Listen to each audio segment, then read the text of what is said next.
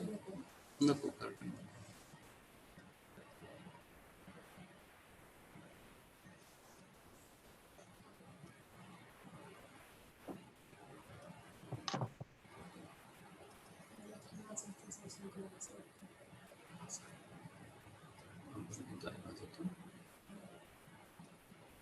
So we are live now. yes. So good afternoon, dear doctors and friends. On behalf of Ecumentis Valencia and Divine Magic Foundation, I, Reena Patil, welcome all our delegates for today's webinar on the topic high-risk pregnancy and COVID-19. I also welcome our experts for the day, Dr. Milind Shah, a renowned gynecologist and obstetrician from Sholapur, Maharashtra, and sir also practices in Mumbai. Welcome, sir. Hi. And I also welcome Dr. Payal Bhargava, an eminent gynecologist from Hyderabad, who's also co-founder of Divine Magic Foundation, the organizer of today's webinar. Welcome, ma'am. Thank you, Reena. Friends, today, as the world is struggling to survive amid COVID-19 pandemic, our gynecologist fraternity across country is seamlessly managing their patients. And you will agree, when it's question of pregnant patient, no one wants to take chance. So recently published research and guidelines, of course, help us to increase understanding of the impact of COVID-19 for pregnant women and their babies. Both the experts will take us through the topic and enlighten us on the same. So before starting the session, I take privilege of introducing Dr. Payal Bhargava.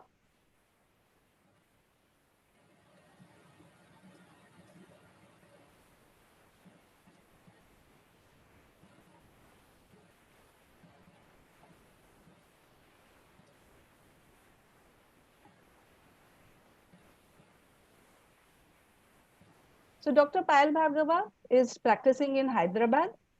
She is MBBS DGO PGDMCH. She has fellowship in infertility from IMA Hyderabad. She is life member of IMA Menopause Society India, PCOS Society India, part of managing committee of PCOS Society India for clinical research and awareness program. She is co-founder of Divine Magic Foundation, co-founder and director on board of XPS Analytics.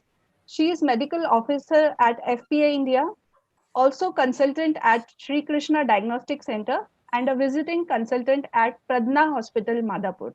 Welcome, ma'am. Thank you, Reena. Ma'am, now I hand over session to you, ma'am, for introducing our expert, Dr. Milind Shah.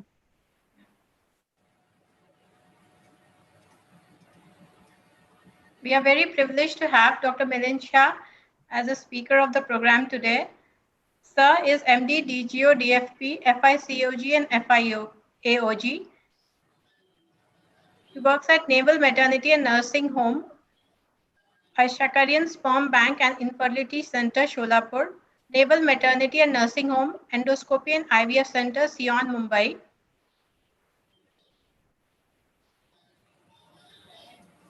Sir is President of ISOPAP 2016-18, Deputy Secretary General, Asia Oceanic Federation of Perinatal Societies, Vice President of FOXY 2011, Joint Treasurer, ISPAT 2017-19, Deputy Secretary General in SAARG, that's Indian Society of Aesthetic and Degenerative Gynecologists, ex-chairman, Rural Obstetric Committee, FOXY 2004-2008, founder president of IHRF, Infertility and High Risk Foundation, managing committee member, IAGE, ISR, IFUMB, and IMLEA, peer reviewer for Journal of Obstetrics and Gynae of India, fellow of ICOG and IAOG, steering committee member, Asia Safe Abortion Partnership, past president, Sholapur OBGY Society 2001, professor and HOD Department of OBGY, Gandhinatha H Medical College, national editor, member for FOXY website. He has visited many countries like USA, UK, Canada, Chile, France, Switzerland, Japan, Thailand, Serbia, Peru, Brazil, and all over India to deliver lectures on various topics in OBGY. Sir has authored a book, Hypertensive Disorders in Pregnancy, Pelvic Organ Prolapse, and contributed more than 20 chapters in various books. Sir is an active Rotarian. Welcome, sir. Yeah. Thank you very much, Payal, for all those kind words. At the onset, I must say big thanks to Divine Medical Foundation, Magic Foundation. It's really a wonderful concept, Payal, you and Vivek has started, and I must congratulate both of you. See, that is what the need of the hour, because we are busy in our own actually offices and hospitals. But what is more important? To reach the masses. And when I understood about the magnanimous work this Divine Magic Foundation is doing, I'm impressed. And I think this is the real service to the society. So I'm really very happy to have this particular webinar organized by Divine Magic Foundation. Rather, I take it as my privilege. I also must say big thanks to our supporter as well, the Acumentis Valencia, and all those efforts which have been put by Reena, because she's after me since last almost 2 weeks, and we were trying to fix up the date, and finally it has happened. So today, actually, what we are going to do is going to discuss what actually happens in our own hospitals as far as the COVID scenario is concerned. There are a lot of practicality in my talk, and additional to that, what various guidelines say about it. So let us see and let us have some idea from you people as well about your experiences. Probably we also can learn something new from you all, also from you, Payal, and also we can solve the difficulties are about the all those actually problems which are people face while they are working at grassroots level. So I will share my screen now.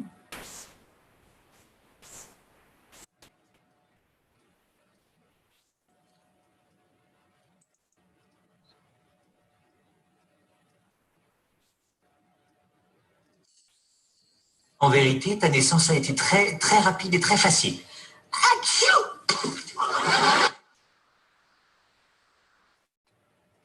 So friends, people think that childbirth or the pregnancy is such an easy job, but that is not true. We know that at every moment from conception, rather before conception, during pregnancy, as well as after delivery, we face a lot of problems.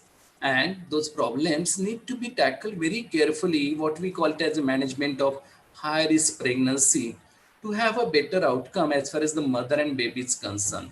Rather, every OBGYN definitely thrives for that, to see that his or her patient delivers a healthy baby, and that is the aim every person should keep in his or her mind as well.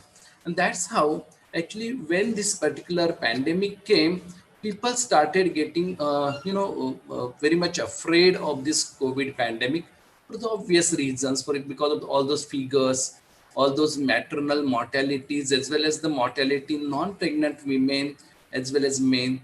People got scared when we know that being a mother is the most beautiful feeling in the world. A child makes you a complete woman and changes your entire perspective towards the world. And this golden 9 months, especially all those pregnant women who were already pregnant before actually this pandemic started, got frightened. They started, worried about their services.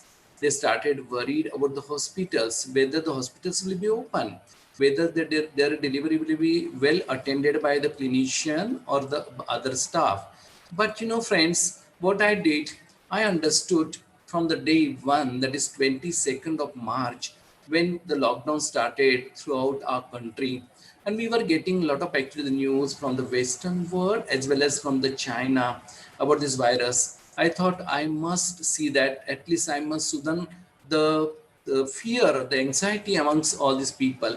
And we started doing a lot of public awareness. And probably, yes, Payal, you can also definitely translate these things in Telugu for the Andhra Pradesh, and many other members of the Divine Magic Foundation can translate it if they want. I can share all those details to you. I can share this video also. That video you can translate in your own languages, and that tells about the guidelines what ICMR decided, which we went to all colleges, which went to all our clinicians, the corporations, the collectors, and we started following that. But basically, my intention was to tell them, don't get anxious. That is very important. We started doing a lot of radio programs on that, telling them that how actually we can stop actually worrying about this disease and how actually we can come out of it. And then I realized people are always there to work with you. We started doing it in one of the multi-specialty hospital called Yashodhara Hospital in my own city. And I realized all my anesthesiologist friends, Dr. Manjiri, Dr. Rahul, my pediatrician colleague, Dr. Usha, all of them, they were absolutely ready to work with me. All other paramedical workers, the nursing staff also said, yes, sir, we are ready to work. And that was a surprise for me because otherwise people were thinking that this is going to create a lot of problem. Of course, the care need to be taken very meticulously. That is very important. It starts from your step out from your home itself. You have to be very careful to see that your family members should be safe. Your people who are in your contact should be safe. Same actually the practices we need to actually adopt in our surgical work as well. In fact, there's a very wonderful one guideline which I will share with you all eventually once we do that program about the COVID checklist, which has been prepared by Lightbox Foundation. And we are doing 2 activities of that, which eventually will come to you.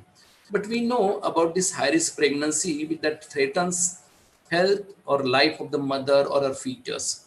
And that's why there's always more risk of morbidity and mortality.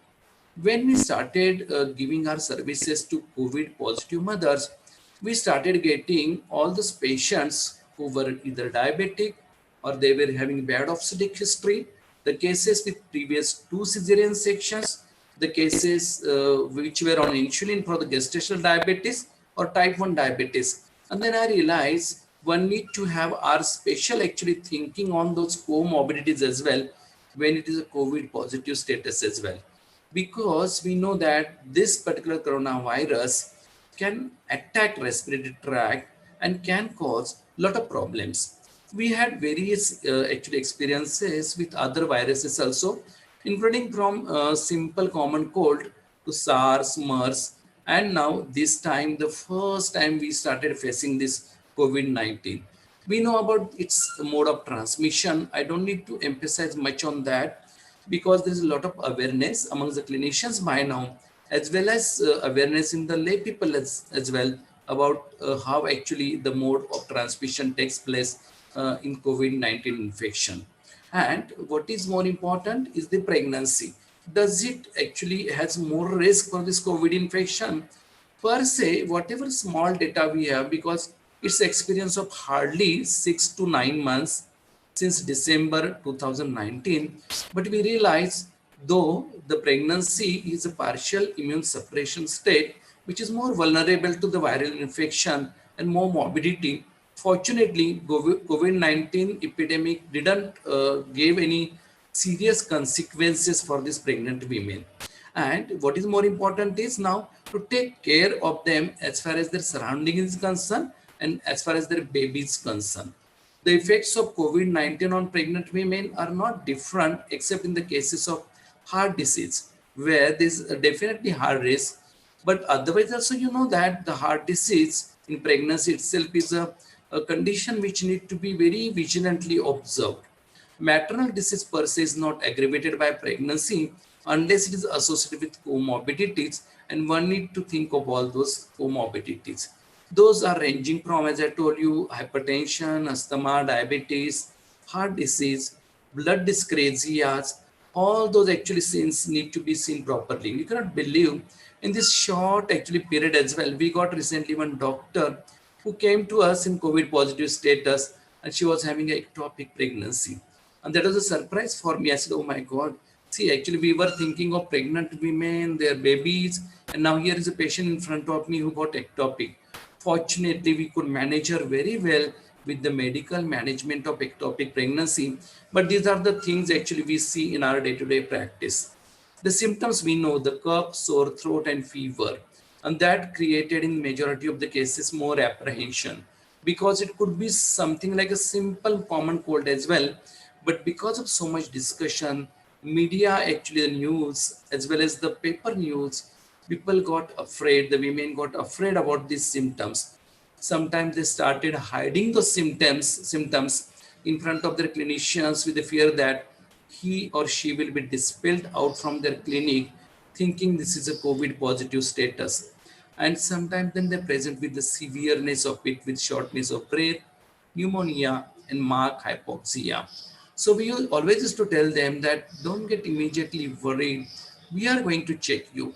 We are going to keep a very close watch on you, but not necessarily immediately will go and rush for the COVID-19 testing.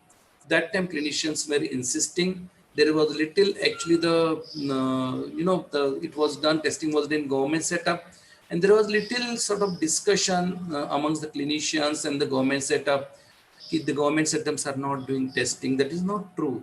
These were the guidelines which were given by the ICMR whom to test. Now, eventually we got now the rapid antigen testing, and now we can have more testing to start with. We had a scarcity of the kits, and we needed to keep our testing only for the severely affected women. Regarding the vertical transmission, that is a major worry amongst the clinicians as well as the women who are pregnant, whether this disease will pass to my baby during pregnancy or during the childbirth process. The evidence up till now suggests that it is not possible, or it is not seen actually per se up till now. But now, slowly, few reports are coming where they say that this transmission is probable. And that's why now more and more work, more and more cases need to be analyzed before coming to any conclusion. But per se, what we have noticed, it doesn't affect much on the baby per se. Same way, there are no recorded cases of vaginal secretions being tested positive for COVID-19. So childbirth can take place vaginally as well. It is not an indication for cesarean section, which was thought about by many obstetricians. And similar is the story with the breast milk. The breast milk, there are no recorded cases of breast milk excretion of this particular virus. So women can very safely breastfeed their babies.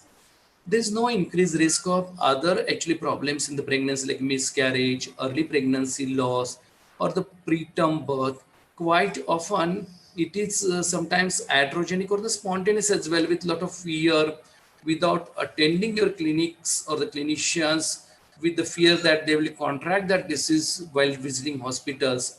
There's no evidence of intrauterine fetal infection, congenital malformations, effect on the fetal growth, or transmission through genital fluids.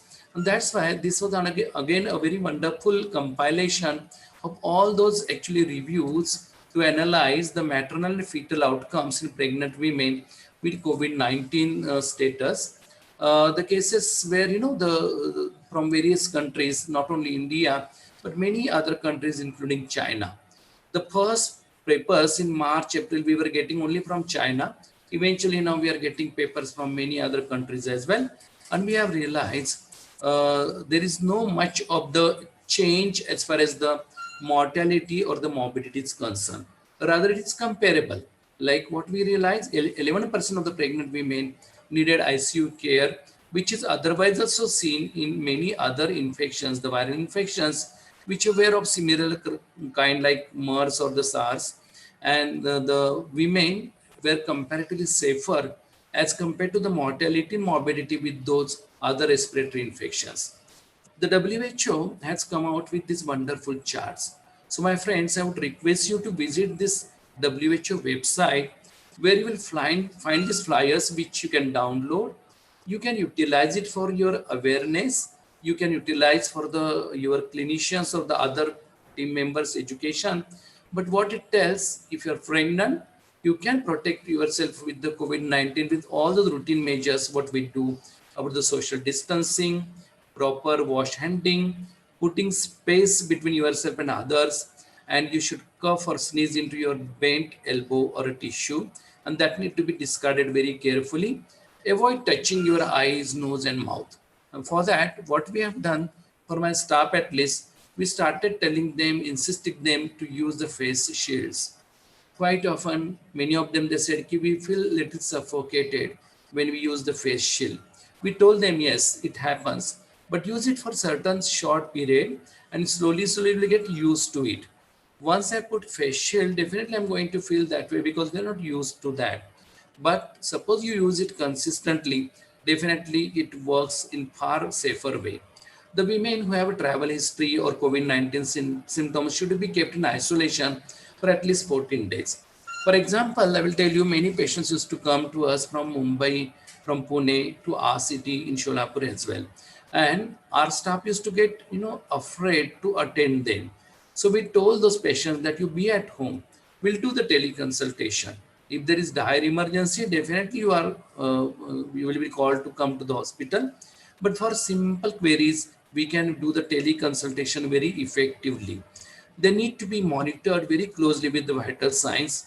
And we have realized when the pulse oximeter has reached to each and every houses in this COVID pandemic, quite few of the patients, even from the rural area, are using the pulse oximeters at their home as well. The visits can be accordingly reduced. What we used to do for the under-resourced countries in the optimizing antenatal care, we can reduce it to only 4 visits. We need to tell the patient about the symptoms very carefully, and if there are any symptoms, they should visit the nearest healthcare center to find out what actually it is. If it is something like a asymptomatic status or very mild symptoms, the appointments can be deferred for 14 days by taking care of their monitoring very well with the help of ASHA workers. And if there is the deferring of this appointment, it is very important to see that someone goes and attends her from her vicinity. Even if the woman has previously tested negative and she comes with these symptoms which we said about, she need to be retested, because that is very common actually thinking that she can acquire that infection one day after testing as well. That's why previously we used to do the RT-PCR testing, which used to take 2 days to come to get the report. But with this rapid antigen testing now, we do it at the time of admission, so that the things are at least little more clear, though we know that the sensitivity of this rapid antigen testing has some limitations as well. Same thing with the ultrasound. We can reduce actually our ultrasound actually appointments as well, because the sonologists again are at high risk, as they are in the close proximity of that particular patient for short period at least, and they may get the infection as well. The feasibility of isolation need to be again and again sought about, especially the people who work in these quarantine centers, the clinicians. They need to be properly isolated after their duties. And it is also essential to self-quarantine the close contacts as well, to save them from the grievous actually presentation of COVID-19. She should be advised, if the woman is pregnant and COVID positive, to deliver at least at FRU, not at the primary healthcare center, because there are certain situations where you need the more additional help. So always preferably at a tertiary facility if it is feasible, but at least FRU one is very, very important. Telehealth is again, people learned a lot about it. There are so many apps available nowadays. And I realized these patients, they consult even from the Far East. Like I got patients from Siliguri and Simla, and they were asking me all those questions because they were afraid to go out of their home. One way it is good, because many of those problems could have been solved with the help of telehealth medication. And it worked very well. And the simple counseling things like lactation, the virtual postpartum visits, mental health care, all those work very well with your online services. You cannot believe, you'll be very happy to know about it as well. I attain on the day of admission my pregnant patients, and for next 1 or 2 days, I attend them on my WhatsApp call, with which the patients are very much happy when I tell them that for the risk of repeated visiting. When I do some surgery on them, especially the cesarean section, I attend them 1 day post-op, and after that 2 days, again I do only WhatsApp call, and people are immensely happy. I never found any grudges from patients' point of view as far as those WhatsApp call are concerned. But of course, we need to tell them what are the difficulties. Suppose they have some sort of logistic problems, we need to solve them with the help of your younger colleagues who are there attending that particular duty. Now, regarding this all various high-risk pregnancies, one need to have certain changes in the COVID pandemic. For example, hypertensive disorders of pregnancy, The home blood pressure cuff need to be given. For the diabetes, they should have a glucometer at their home. They can monitor their own sugar levels and they can send it to you with the help of email, with the help of WhatsApp or whatever mean is comfortable to them. Similar is the case with the cardiovascular disease. It is very much essential that they need to visit cardiologists once because we need to understand their exact status as far as the heart is concerned. And accordingly, we can take the further steps. The neurological conditions, again, the visit need to be arranged with the neurologist and certain actually things again can be managed very well as far as the adjustment of dosage are concerned. If there is history of preterm birth or the poor obstetric history, again there are big question marks. People were asking us whether they should do cerclage in those particular cases.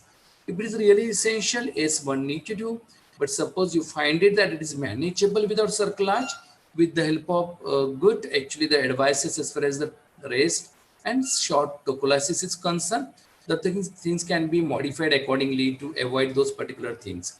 The big challenge was the fetal growth restriction cases because patients very much worried as far as the growth of baby is concerned. The patients with the intrauterine fetal death, congenital anomalies, again had all those particular issues as well, how to go about it. Those are the situations again one need to adopt to our the fundal height measurement as well. And here the ultrasound need to be done repeatedly as and when needed in that particular given cases. Many patients got their, the first trimester screen or the second trimester screen, which came positive. And now they were worried because the facilities of NIPT or the amniocentesis was not easily available in this particular pandemic or the lockdown situation. We arranged for them. Like, for example, I remember a doctor who had come from Bagalkot to our center where we could arrange for her NIPT. And that till that time, she was very much afraid that saying, doctor, probably this pandemic will go, but whether I will be then carrying this Down syndrome in my womb for next few months and what will be my further fate. We gave them actually the sigh of relief by arranging for that NIPT with the special permission. Fortunately, the NIPT was having low risk and now she's going to deliver as well. The mental health service is very important because these virtual visits are very much possible for those women where they have this sort of depression and so many other issues. We don't need to emphasize much about this mental health because we have witnessed so many celebrities face a lot of problems because of this mental health services not availed properly during this pandemic area. Again, with the fear to visit, but that could have been managed with the telemedication as well. People started asking whether I can get epidural, what about my anesthesia practice? We told them, as we are working together in the OBGYN field, the anesthesiologists are working in their own field. They have changed their practices. They become more regional as far as the anesthesia is concerned, and they have their own ways out. If at all GA is required, and per se, we are not going to differ you from your obstetric analgesia and anesthesia is concerned. The postpartum care, again, very easy to monitor on telephone, but one need to actually see that all these guidelines need to be observed very, very carefully. Keeping a proper record, registering them properly, planning to address situations like low number of healthcare providers, which happened in early months of this pandemic. People were afraid. There was scarcity of the PPE. There was scarcity of the mask as well.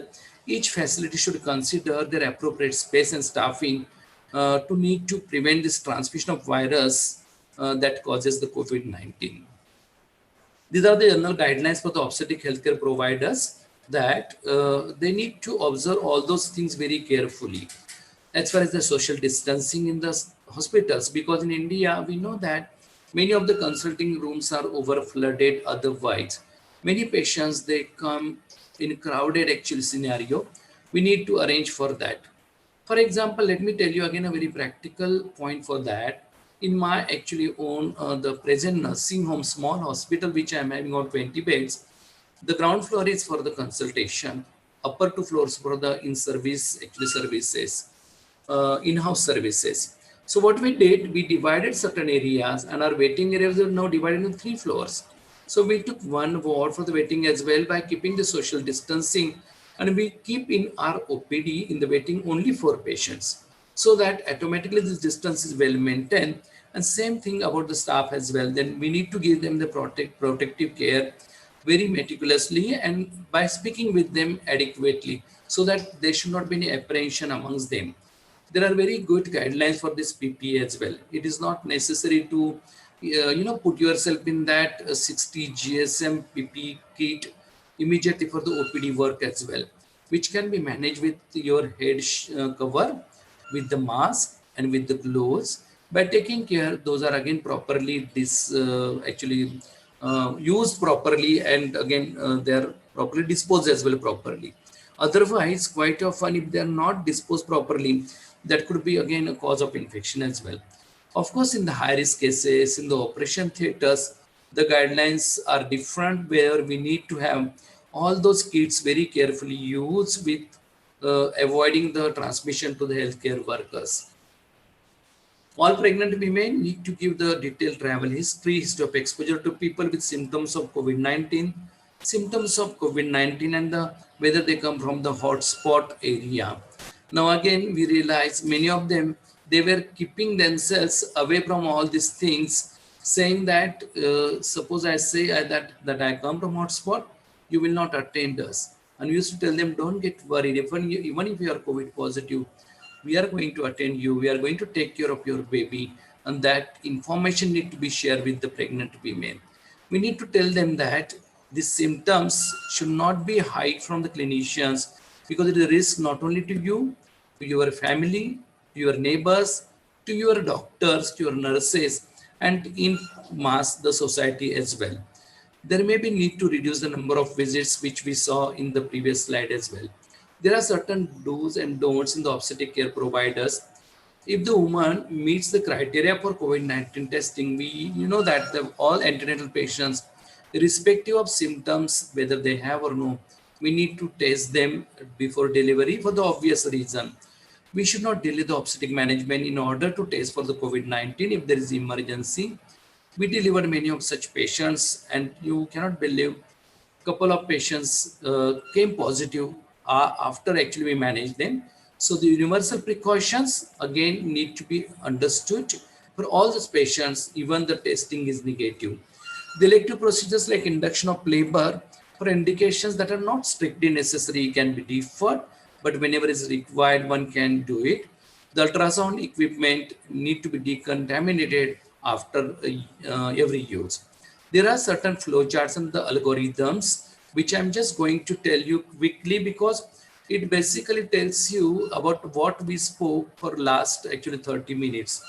Let me see the time now, and yes, almost 33 minutes are over. So quickly we'll see how actually the pregnant women with this COVID exposure need to be managed. The clinical examination plus RT-PCR.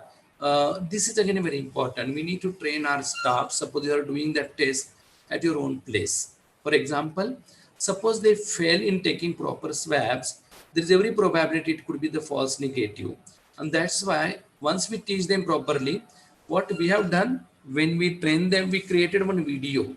And that video we gave it to them so that if there is some new person joins or she wants to do it, she knows very clearly that how that swab need to be taken to avoid false negativity in the testing. And then we need to see for the symptoms and the asymptomatic cases. Asymptomatic, they can be monitored at the home. Even all authorities have agreed on that, but it is not a rule of thumb. There are certain scenarios. Suppose a woman stays in slums where there's one room and 8 people staying in one room. Naturally, we need to arrange for their isolation. Otherwise, we just can't dismiss them saying that you can be monitored at home. And then we need to see how actually they develop symptoms or no. Suppose they get symptoms, then one need to actually hospitalize them for the proper actually surveillance with proper temperature recording, heart rate, BP, and the more important is the oxygen saturation. The chest imaging, yes. Many people say that whether we can go for the CT scan or the X-ray chest. In pregnant women, we first choice give the X-ray chest with lead sheet, and that works very well because those are many times near term actually the patients where we know that there's no much risk. Otherwise also we do that. We need to monitor the fetus with the same surveillance as we do in the non-pregnant state or non-COVID positive status. The IV antibiotic need to be given depending on the local protocol. We give ceftriaxone or sometimes the cefotaxime, and accordingly we can change it as well. Suppose you feel that is the more important, then one need to have a quick SOPA score, and more than actually one following criteria: the systolic blood pressure less than 100, or the conscious score is less than 15, respiratory rate more than 22, need to be put with the multi-speciality actually approach. The severe failure criteria could be septic shock, acute organ failure, and the fetal distress. And about the protective gears, you know that all those are the important necessities, like proper mask, proper gloves, proper gown, and the good eye protection as well. And the delivery again need to be addressed with the same the addressing. If it is a severe maternal illness, the MTP can be considered, but per se, only COVID positive status is not an indication for the medical termination of pregnancy. We need to counsel them. We know that in our MTP actual indications, any disease which is sort of dangerous to her health, as far as the pregnancy continuation is concerned, we consider MTP. Same applies to the COVID scenario as well. After 24 weeks, then one need to actually arrange for all those things. The vaginal delivery is possible. The early clamping of the umbilical cord and the cleaning of the newborn monitoring in the proper center, and the protection of the newborn that we are going to see in coming few slides as well as about the breastfeeding. The isolation from the mother is not required unless there is a severely affected patient in front of you. So these are certain flow charts. We can share these flow charts with you. Those will be available as well on your YouTube, actually the link, which you can download and you can use. But these are the all interim guidance on the coronavirus disease during pregnancy and puerperium from PIGO. Those are available on the PIGO actually website as well, which tells about all that information one need to acquire as far as the healthcare professional are concerned. The antenatal care schedule, again, we spoke that we can modify it, but no way we can differ that particular patient from their necessities which are required, even including the first trimester screen, anti-scan, and the anomaly scan. And this triage which need to be maintained in the hospital is very important, and that can be very effectively done. Suppose you arrange a small meeting of even 1 hour. We did that actually in 1 hour meeting to tell all our paramedical workers as well. And what I realized, these coordinators or counselors, they work more effectively as far as the counseling is concerned. They speak with the patient, they arrange for their rooms, wards, though it is too much of crowd of our patients in our country where the population itself is a big problem. Same thing about once they enter in the hospital, how actually one need to take care of the avoiding transmission to the healthcare workers, and proper surveillance and detailed assessment is very, very important. The multidisciplinary assessment is very important. What we started doing, we designated certain physicians in our own hospital as COVID actually consultant. So whenever even the pregnant patient comes, we admit her actually in dual sort of admission under 2 consultations. One with the gynecologist and the another is the physician who is a COVID consultant. So naturally, there's a lot of exchange of ideas, a lot of understanding about the disease as well as the pregnancy, which can be learned from each other. This is very, very important as far as the multidisciplinary approach is concerned. About the intrapartum and postpartum management, we spoke a lot about that particular thing. But what is more important again is the good mental support, which is very much required. As far as the care of the newborn is concerned, we never isolate, but quite often the patients, those who stay in the COVID ward, where there are sometimes the very severely affected COVID patients as well, where we keep the separate rooms for the baby, but the breastfeeding is never deferred. We continue the breastfeeding. And these are the flowcharts which you can definitely utilize. As I told you, these WHO suggestions and recommendations, again, easily available on website. You can download it, you can give it to your healthcare providers as well. who can read it. You can display in your consulting room also, or the labor rooms, which will be useful, and accordingly we can be able to face this pandemic more effectively, more courageously. Similar is the story with the gestational diabetics mellitus. We need to take care of that as well. The preterm labor, as I told you, again need to be tackled very carefully. The key points are it is associated with a higher rate of preterm delivery people thought about. But to be very honest, per se, my impression is not so. Standard treatment of for preterm labor such as intravenous magnesium sulfate for the neuroprotection, antepartum steroids for the lung maturity, and antibiotic prophylaxis for the beta streptococcus infection were effective in these patients as well. And in the absence of maternal fetal compromise, it is not indication for the early elective delivery. So friends, this is how actually one need to take this COVID pandemic in the maternity units per se about. I'm very sure you must be having a lot of questions as well, which are there associated with this pandemic scenario. So before going for the further actually questions, let me hand over the breastfeeding section to Payal. So Payal, you can tell something about more additional information about the breastfeeding, and we can discuss certain practicality also in that. Yeah. Thank you. Thank you very much.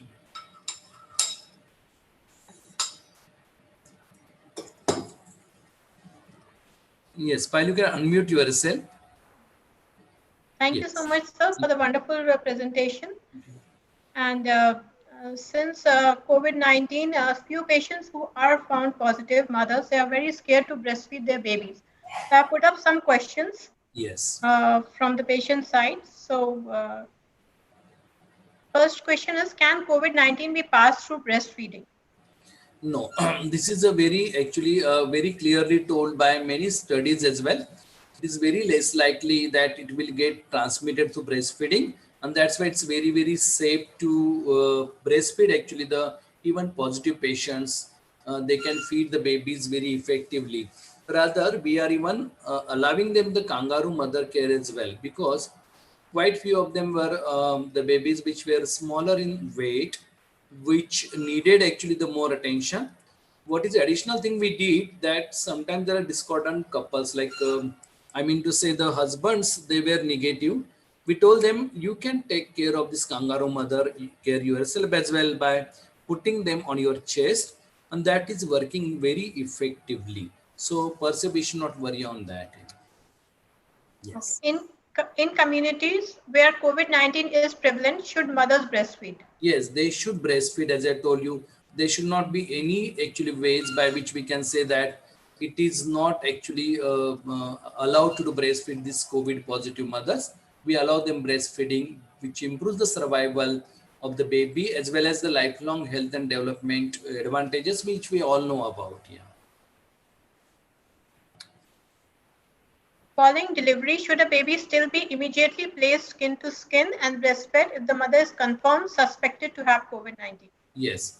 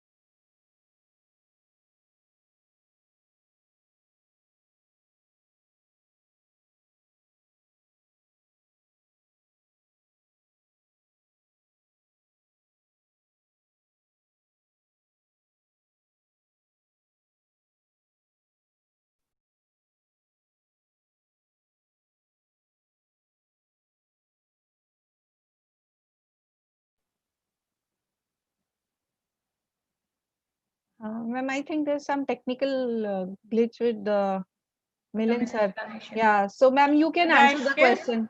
Yeah. Should Ma'am, I so share? yeah, ma'am, you can share and answer those questions for us. Okay.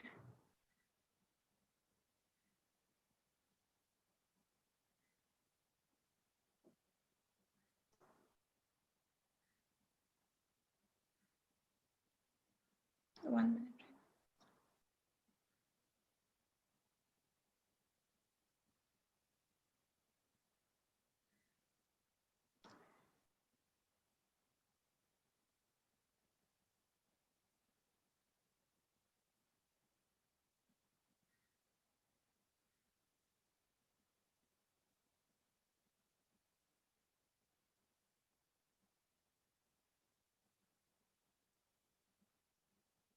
Ma'am, you can continue.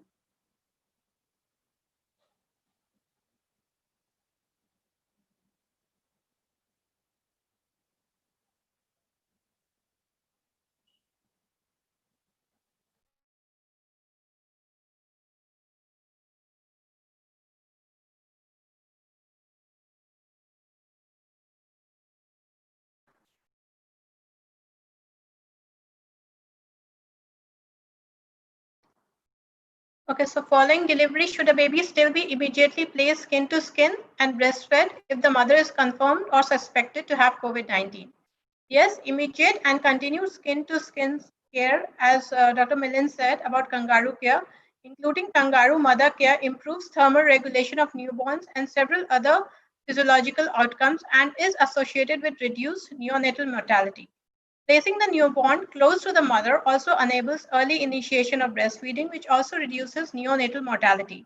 The numerous benefits of skin-to-skin contact and breastfeeding substantially outweighs the potential risk of transmission and illness associated with COVID-19.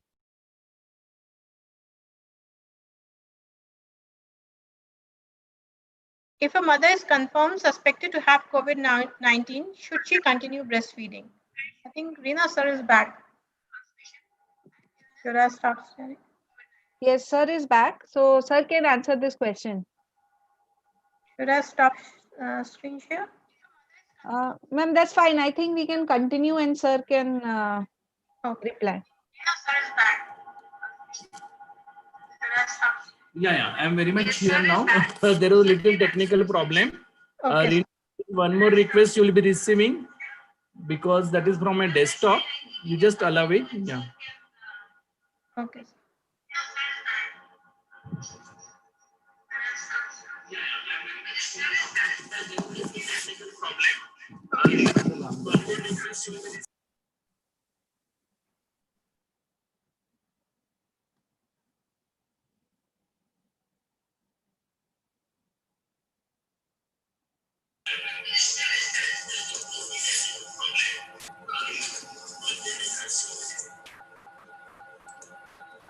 Good, yeah. So, yeah, Lina, you are already sharing the screen. Good, Yes, good. sir. Yes, sir. So, should I share my screen or you want to Sir, continue? we can continue this way, sir. Okay, good. Next question. Yes. So, what are the hygienic? Yeah, correct. Yeah. Payal, you want to answer this question about the hygienic care?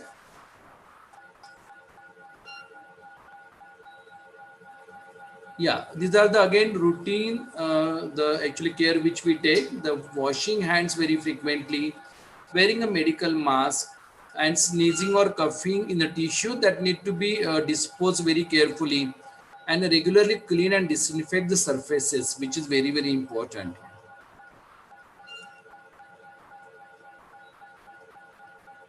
Yes, Rina, you can take to the next slide.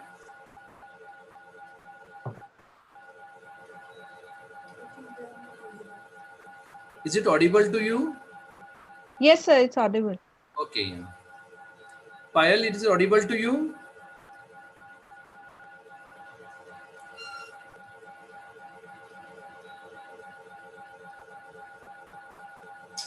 Yes.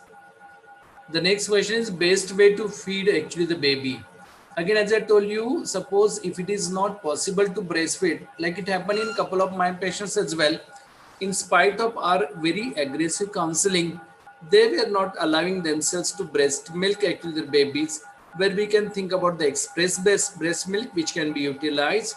We can think about the donor human milk, which is possible nowadays, as there are many places where there is human milk bank available. Or lastly, if at all nothing works, the infant formula milk need to be given very meticulously and carefully to avoid the undernutrition or the overnutrition of the baby. Next, please.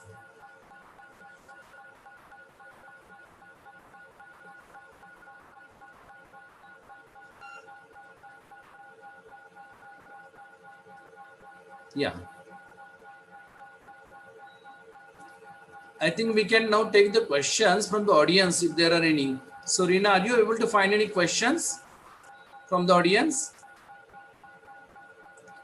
I think Payal, you lost the contact, or you are. Yes. No, sir, actually, there is some issue. She is not able to hear you. But there is one question Okay. from, I think, Dr. Satish and Dr. Sunetra Doshi. Okay. I think, yeah, we can stop sharing the screen so that it will be properly possible to interact. Yeah.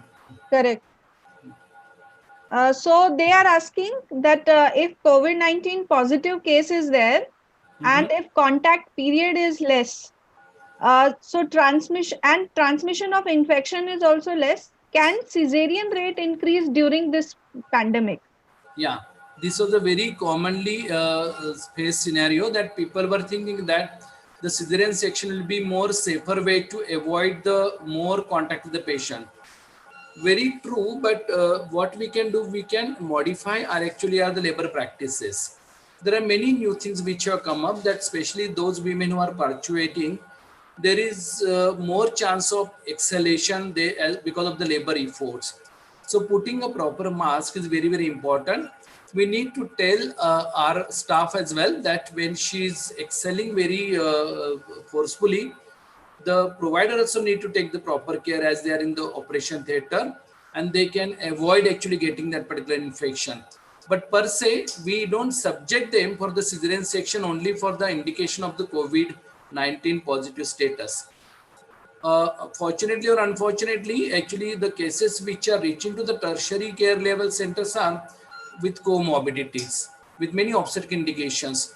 So cesarean section is very, very high because of that actually reason rather than the COVID status. So thank you very much, Dr. Satish and Sunetra Doshi. They are very busy practitioners who serve almost 10,000 actually the deliveries up till now in the rural area, and that's really, really a remarkable job. Yes.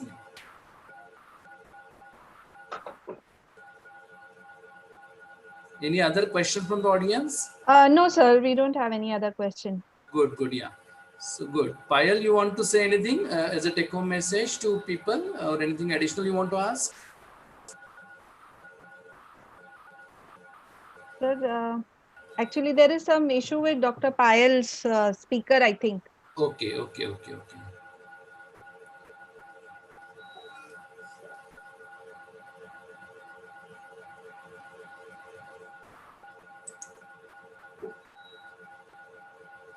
The questions are coming in the on YouTube, not on the in the Zoom. Yeah, true, very true. Yeah.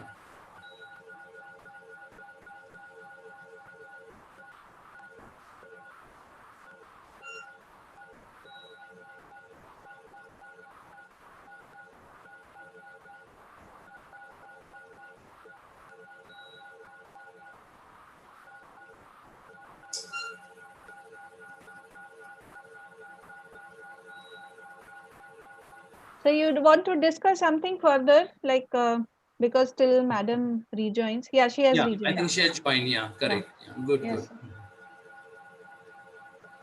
Yes, Payal, you want to add anything as a take-home message? What is your experience in your field work through Divine Magic Foundation as far as the COVID pandemic is concerned, apart from the pregnant women? Yes, sir. So in the field visit, usually people are very scared to come to hospitals because of the fear of catching the infection. So Yes, we are generally counseling, and I'm doing a lot of this WhatsApp counseling and consultation. good, good. So for those patients who can't reach out to us and are scared to come to hospital, so unless and until there's an emergency or they really need to see a doctor, only then they are coming to the clinic. Correct. And did you observe any reluctance as far as the testing is concerned? Because when the guidelines came for all those pregnant women need to be tested for the COVID, many patients were refusing. Then we need to sit with them, counseling. So what is your experience in Actually, so Hyderabad? nowadays government has started in small communities free of cost testing for all Yes, women. yes, yes, So yes. now they don't have any issues. They are going, and like the scare has also come down. Like people are mentally they are quite okay. They know that they might catch the infection. So Good. the scare is not that much, but yes, Yes. coming to hospital and going to crowd places is something which they are avoiding. Yes. Yes. Yeah. Good. Thank you. So you want to conclude the webinar, or you want to ask anything additional to that? No, sir, I think the presentation was very good and very informative for all Thank of you us. very much. Thank Thank you. you so much for accepting. So once again, I thank you, and please convey my thanks to Vivek as well for Sure, this sir. wonderful activity, and please Sure, sir. report it in the meetings also, and Yeah. so that all Foxians will be happy to know your work, and they will Sure, sir. take inspiration. Rather, we can also take the inspiration from your real divine work. I can say about Okay. Reena. Thank you very much for all your support for this webinar. Thank you. Thank you very much. Thank you, sir.